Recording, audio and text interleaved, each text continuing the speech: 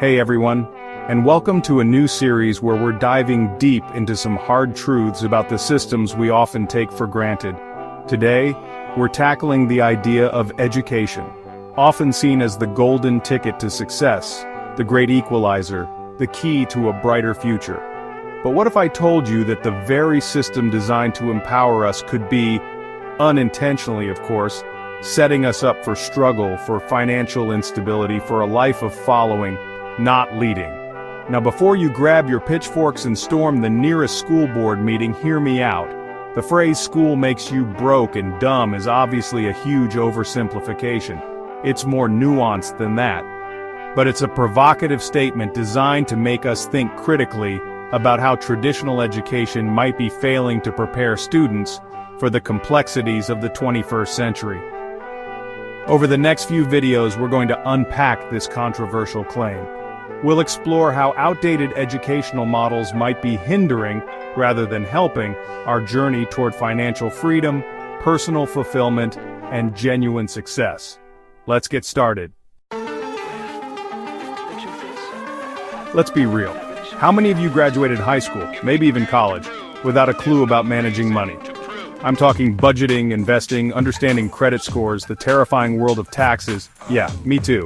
It's almost comical how much emphasis is placed on algebra and ancient history, yet we're thrown into the real world with zero tools to navigate our own finances. We're told to get good grades, go to college, often racking up mountains of debt, and then magically land a high-paying job. But no one teaches us how to manage that income, how to make it grow, how to break free from the paycheck-to-paycheck cycle. We're encouraged to take on student loans without fully grasping the concept of compound interest or how to leverage debt responsibly. This lack of financial literacy is a recipe for disaster. It keeps us trapped in a cycle of debt, living paycheck to paycheck, and feeling financially insecure. We deserve better, don't we? Let's rewind the clock about a century or so, back to the Industrial Revolution. What was the driving force behind public education back then? Hint: it wasn't about nurturing a generation of free-thinking entrepreneurs. Nope, it was about creating a workforce. Schools were designed to produce obedient factory workers, people who could follow instructions, punch the clock, and not rock the boat.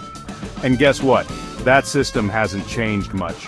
We still sit in rows, memorize information for standardized tests, and are rewarded for conformity. We're taught to be good employees, not visionary leaders or innovators. We're conditioned to seek security in a job rather than having the courage to create our own opportunities, build businesses, or explore multiple income streams. Don't get me wrong, there's nothing wrong with being an employee. But wouldn't it be amazing if schools also equipped us with the skills and mindset to forge our own paths, to be financially independent, to call the shots, to create something new and exciting? Pop quiz, everyone. What's the quadratic formula? What year did the War of 1812 start? Don't worry, I can't remember either. And that's kind of the point. Our education system is obsessed with cramming our brains full of facts and figures, most of which we forget the second we leave the exam room. But here's the thing.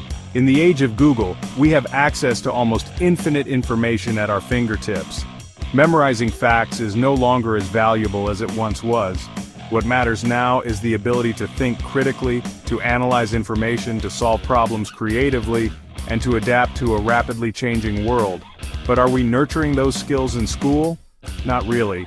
We're often discouraged from questioning the status quo, from engaging in healthy debate, from thinking outside the box. And that's a problem because in the real world, the ability to think for yourself, to challenge assumptions, and to come up with innovative solutions is far more valuable than rote memorization. Think back to your childhood. Remember that unadulterated joy of creating, of building Lego masterpieces, writing fantastical stories, or transforming yourself into a fearless superhero with a cardboard box costume? That, my friends, was pure, unfiltered creativity in action. But what happens when we enter the school system? We're often told to put away our crayons and focus on more practical subjects. Art, music, drama, and those non-essential electives are often the first to get cut from budgets. We're taught to color inside the lines, to follow the rules, and to avoid failure at all costs. But here's the thing, failure is essential to the creative process. It's through experimentation, through taking risks, through embracing the unknown, that we discover new passions, develop innovative ideas, and unleash our true potential. By suppressing creativity, by prioritizing conformity over curiosity, we're limiting our ability to think outside the box, to come up with novel solutions, and to truly thrive in a world that craves innovation. Chapter 5. Curriculum Disconnect. Is school teaching us the wrong things? Let's talk about relevance, or rather, the lack thereof. The world is changing at an unprecedented pace. Technology is advancing exponentially.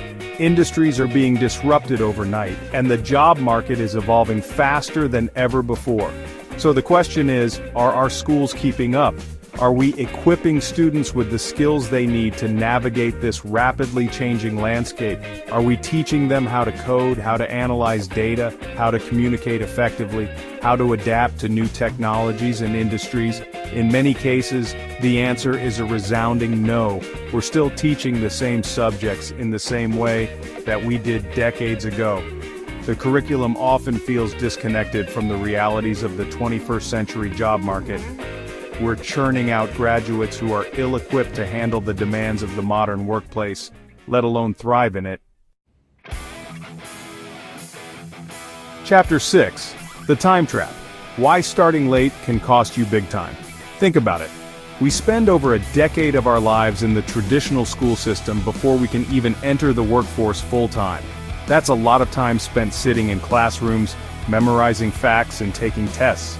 Time that could be spent gaining practical experience, building businesses, or exploring different career paths. We're essentially delaying our earning potential, our financial independence, and our ability to make a real impact on the world. Those early adult years, a time when we're often brimming with energy, creativity, and a willingness to take risks, are spent in a system that often prioritizes theory over practice, conformity over innovation, and passive learning over active doing. What if, instead of spending all those years in a traditional classroom, we were given the opportunity to learn by doing, to experiment, to fail fast and learn even faster? What if we were empowered to start building our futures, financially and otherwise, much earlier in life? Chapter 7. Beyond the textbook, finding your own path to success. Here's the thing about the traditional school system. It often prioritizes conformity over individuality.